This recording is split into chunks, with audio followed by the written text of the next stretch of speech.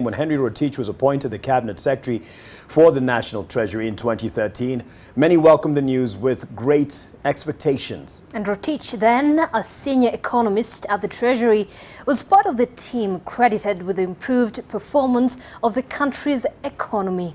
But 6 years later, the technocrat is now at the center of the allegations of dubious payments of 21 billion shillings for the construction of dams. Just where did things go wrong? NTV's Silas Apollo reports.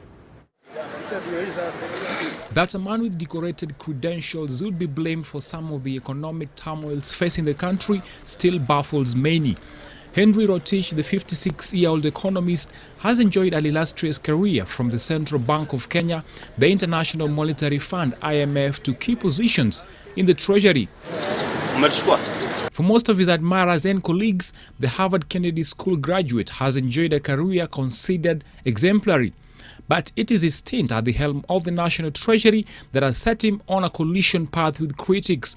The CS is currently at the center of the storm over the 21 billion shillings payment for the construction of the Aror and Kimorer dams. Ironically, the CS hails from Kimorer.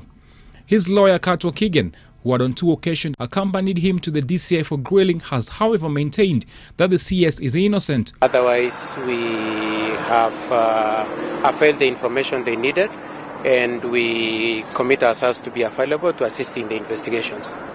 Thank you very much. We are yet to know whether there are 300, but of course we are surprised that the media is more aware of the questions that we are to answer than ourselves who are to answer them. Rotich was appointed to the Treasury by President Uhuru Kenyatta after the 2013 elections, a position he has held into the second term of the Jubilee administration, making him one of the few CSs to do so.